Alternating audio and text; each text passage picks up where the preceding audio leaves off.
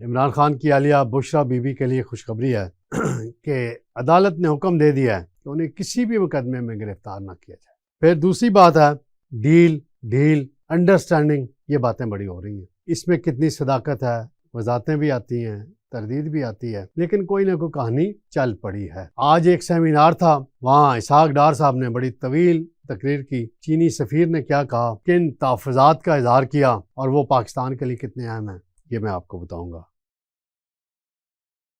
بسم اللہ الرحمن الرحیم۔ ناظرین، میں ہوں طارق سمیر، ڈیلی ممتاز ڈیجیٹل کے ساتھ۔ عمران خان کی اہلیہ بشریٰ بی بی کے لیے خوشخبری ہے کہ عدالت نے حکم دے دیا ہے کہ انہیں کسی بھی مقدمے میں گرفتار نہ کیا جائے۔ پھر دوسری بات ہے ڈیل انڈرسٹینڈنگ، یہ باتیں بڑی ہو رہی ہیں، اس میں کتنی صداقت ہے، وضاحتیں بھی آتی ہیں، تردید بھی آتی ہے، لیکن کوئی نہ کوئی کہانی چل پڑی ہے۔ آج ایک سیمینار تھا، وہاں اسحاق ڈار صاحب نے بڑی طویل تقریر کی۔ چینی سفیر نے کیا کہا، کن تحفظات کا اظہار کیا، اور وہ پاکستان کے لیے کتنے اہم ہیں، یہ میں آپ کو بتاؤں گا۔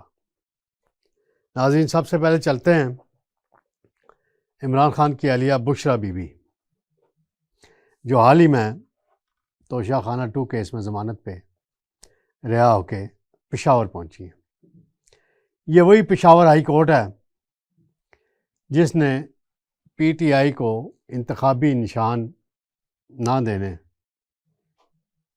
کہ الیکشن کمیشن کے فیصلے کو برقرار رکھا تھا۔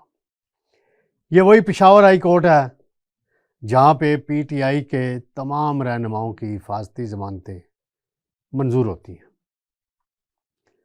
اور وہاں سے حفاظتی ضمانتیں لے کے وہ بیٹھے ہیں۔ حماد اظہر بیٹھے ہوئے ہیں، میاں اسلم بیٹھے ہوئے ہیں، اسلم اقبال صاحب ہیں، ایکس پروونشل منسٹر ہیں، وہ بیٹھے ہوئے ہیں، باقی بہت سے لوگ بیٹھے ہوئے ہیں۔ تو بشریٰ بی بی آج ان کے وکلاء پیش ہوئے پشاور ہائی کورٹ میں،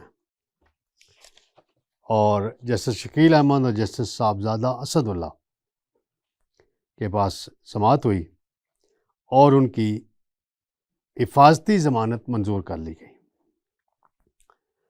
وہاں وکلاء نے بتایا کہ بشریٰ بی بی کے خلاف 4 صوبوں میں مقدمات درج ہیں، لیکن معلوم نہیں مقدمات کی تفصیل، اور فراہم بھی نہیں کی جا رہی، جس پر جسٹس شکیل نے ریمارکس دیے کہ میرا خیال ہے خیبر پختونخوا میں کوئی مقدمہ نہیں ہوگا۔ یہ جج صاحب کی رائے ہے، رپورٹ کے بغیر ہی جج صاحب نے کہہ دیا کہ کوئی مقدمہ نہیں ہوگا، کیونکہ حکومت ہے۔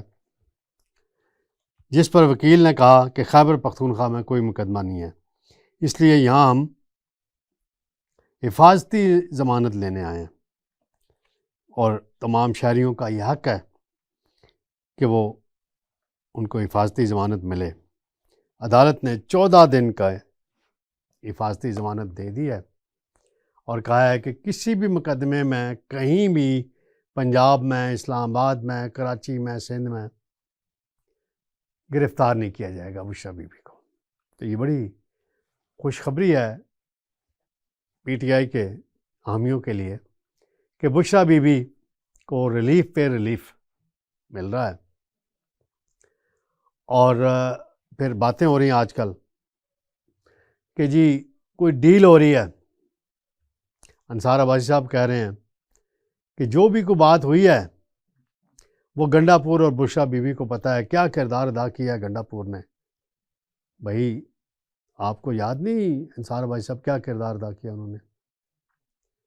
وہ ڈی چوک آئے تھے، تختہ الٹنے کے لیے آئے تھے، حکومت کا دعویٰ کر کے آئے تھے کہ میں تختہ الٹ کے اور عمران خان کو رہا کرا کے آؤں گا، اور پھر وہ پراسرار طور پہ غائب ہوئے۔ اس کی بہت سی وضاحتیں دی گئیں، بہت سی کہانیاں آئیں۔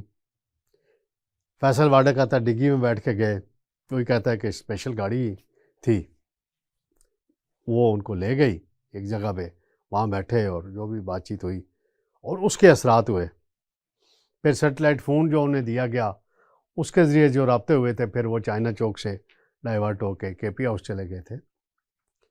تو یہ انڈرسٹینڈنگ انہوں نے کی ہے نا اداروں کے ساتھ. جیسے کسی زمانے میں شہباز شریف صاحب کیا کرتے تھے جب باجوہ صاحب اور فیض حمید تھے. تو اب یہ کر رہے ہیں, گنڈا پور کردار ادا کر رہے ہیں.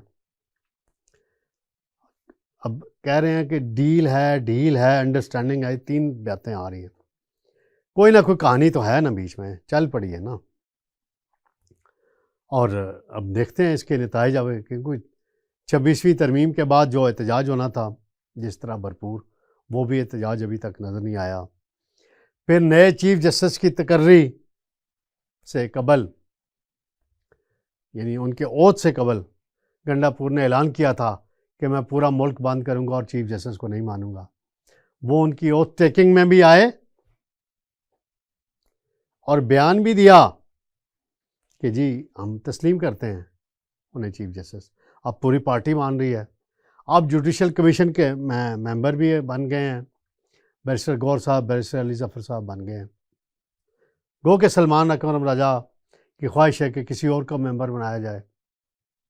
وہ شاید لطیف کھوسہ کے لیے فائٹ کر رہے ہیں کہ لطیف کھوسہ کو اس کا ممبر بنایا جائے. لیکن عمران خان کا فیصلہ ہے کہ بیرسٹر گوہر اور بیرسٹر علی ظفر بنیں گے. اب دیکھتے ہیں سلمان اکرم راجہ کتنی رکاوٹیں ڈالنے میں کامیاب ہوتے ہیں. پی ٹی آئی کی پالیسی پہلے ہوتی ہے پتھر مارو, جب نشانہ خطا ہو جائے تو کہہ دو جی نہیں ہم غلطی سے چلا گیا تھا. یہ ایسے ہی ہے جیسے انہوں نے چیف جسٹس کی اپائنٹمنٹ کے حوالے سے کیا.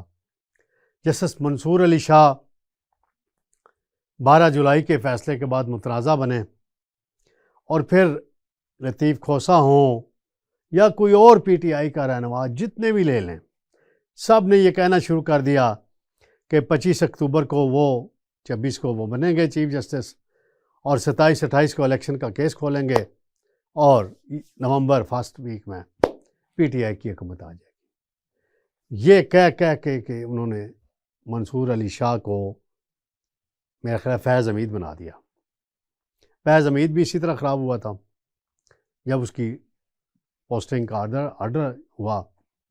عمران خان نے نہیں مانا کہ نہیں جی ان کو ڈی جی آئی رہنے دیا جائے. پھر جنرل باجوہ سے ان کے اختلافات ہوئے اور وہی ٹرننگ پوائنٹ ثابت ہوا عمران خان کی عدم اعتماد کے ذریعے رخصتگی کا. اور یہ بھی اب منصور علی شاہ صاحب دیکھیں جی, ان کی بھی دوغلی پالیسی دیکھ لیں. جب قاضی فائز عیسیٰ صاحب چیف جسٹس تھے تو حکومت نے ایک ایکٹ, پریزیڈنشل ایکٹ جاری کیا, پریکٹس اینڈ پروسیجر, جس میں ججز کی وہ کمیٹی بنتی ہے 3 ممبروں کی. تو اس میں انہوں نے چیف جسٹس کو اختیار دیا کہ وہ 2 خود, ایک سینئر اور ایک تیسرا کوئی اور بھی شامل کر سکتے ہیں. تو اس وقت منصور علی شاہ نے یہ خط لکھا, ریکارڈ پہ موجود ہے ناظرین, کہ جی میں اس وقت تک اس کمیٹی میں نہیں بیٹھوں گا جب تک فل کورٹ اجلاس بلا کے اس آرڈیننس کے حوالے سے بات نہیں کی جاتی, فیصلہ نہیں کیا جاتا. تو اب آپ کیوں بھائی پیش ہو رہے ہیں؟ پھر آپ پلان بھی دے رہے ہیں کہ جی پلان ہے 6 ماہ کا, تو پہلے آپ کیوں نہیں کیسز سنتے تھے؟ پہلے آپ سیاسی کیسز کے فوکس کرتے تھے. منیب اختر صاحب بھی ہیں, میں نے کل بھی بولا تھا کہ روایت ہوتی ہے جی اگر جونیئرز اوپر آ جائے اور سینئر رہ جائیں تو وہ ریزائن کر جاتے ہیں, لیکن شاید ججز میں یہ روایت نہیں قائم کرنا چاہتے. باقی معاملات میں تو بڑے کہتے ہیں آئین قانون بالادستی فلاں, اور یہاں بھی اخلاقیات کی بالادستی ہے نا بھائی, تو اس پہ آپ عمل کر لیں, ویسے آپ کی مرضی ہے. ایک اور کہانی بیچی جاتی ہے کہ پی ٹی آئی میں اختلافات ہیں, گروپنگ ہے. ہاں بیان بازی ہوتی ہے ضرور. فواد چودھری باضابطہ پی ٹی آئی میں نہیں ہیں, ان کے بھائی کوشش کر رہے ہیں فیصل چودھری کہ وہ پی ٹی آئی میں واپس آئیں, لیکن فواد چودھری کی مخالفت بہت ہے. شبلی فراز ان کے خلاف ہیں, بیرسٹر گور ان کے خلاف ہیں, سلمان اکرم راجہ ان کے خلاف ہیں, عمر ایوب بین ہیں, مروت ان کے سخت خلاف ہیں. تو پارٹی اس وقت جو ہرارکی ہے وہ فواد چودھری کے خلاف ہے. اور فواد چودھری صاحب بھی بڑے گیمر ہیں. انہوں نے بھی جنرل باجوہ کے کہنے پہ کچھ گیمیں کی تھیں اس زمانے میں، وہ عمران خان کے علم میں ہیں، باقی پارٹی لیڈروں کے بھی علم میں ہیں. تو لہٰذا یہ دیکھنے کی بات ہے کہ وہ بلا دی گئی ہیں یا نہیں بلا دی گئی. وہ سب ان کو پتہ ہیں، سب دوستوں کو پتہ ہیں. تو میں ایک زمانہ تھا، ایک گیٹ نمبر 4 کی پیداوار ہیں یا بات یا کیا کرتے تھے، شیخ رشید کہتے تھے نون میں سے شین نکلے گی، فلاں ہوگا فلاں ہوگا، بڑی گروپنگ کہ نون ختم ہو گئی. آج کل وزیر اطلاعات بھی کہتے ہیں، بڑے گروپس ہیں، عطا تارڑ کہتے ہیں. تو میں اس وقت بھی کہتا تھا کہ لیڈر ان کا نواز شریف ہے، ووٹ بینک نواز شریف کے نام پہ ہے، تو کوئی گروپنگ نہیں ہے، سب نواز شریف کے سائے تلے موجود ہیں. اور شہباز شریف نے کبھی اپنے بھائی کے خلاف بغاوت نہیں کی. ماضی میں بڑی بڑی پیشکشیں ٹھکرائیں انہوں نے. ایک زمانے میں پرویز مشرف بڑے حامی تھے کہ وہ اس وقت 98 میں کہ جی نواز شریف جائیں اور شہباز شریف پرائم منسٹر بنے. پھر 2015 میں 16 میں جب نواز شریف صاحب بیمار تھے تو جنرل راحیل شریف نے یہ کوشش کی تھی کہ نواز شریف ریزائن کر دیں اور شہباز شریف وزیر اعظم بنے اور بغاوت کرے اپنے بھائی کے خلاف. شہباز شریف نے نہیں کی. تو اسی طرح تحریک انصاف کے اندر دیکھا جائے تو لیڈر عمران خان ہے، ووٹ بینک اس کے نام پر ہے. اختلافات ہوتے ہیں، رائے ہوتی ہے، اور پارٹی لیڈرشپ بھی کہتی ہے کہ گروپ بندی ہوتی رہے، ایک دوسرے کے خلاف بیان بازی کرتے رہیں. یہ بھی ہوتا ہے اس سیاسی پارٹیوں میں. یہ سلسلہ نون لیگ میں بھی ہے، رہا ہے، اب بھی ہے، اور پی ٹی آئی میں بھی ہے. یہ ناظرین چلتا رہتا ہے. اب جمعے کے روز ایک اہم قانون سازی کی جا رہی ہے قومی اسمبلی اور سینٹ میں، پریکٹس اینڈ پروسیجر ایکٹ میں، اور اس میں جو بینچز کی تشکیل کے حوالے سے ججز کمیٹی ہے اس کی تشکیل کا طریقہ کار تبدیل کیا جائے گا. ہو سکتا ہے اس میں ججز ایڈ کیے جائیں. اور ایک اور بل بڑا اہم آنے والا ہے سپریم کورٹ میں ججز کی تعداد بڑھانے کا. اور جب ججز کی تعداد بڑھ جائے گی تو پھر یہ جو ہے نا گروپ ایک خاص،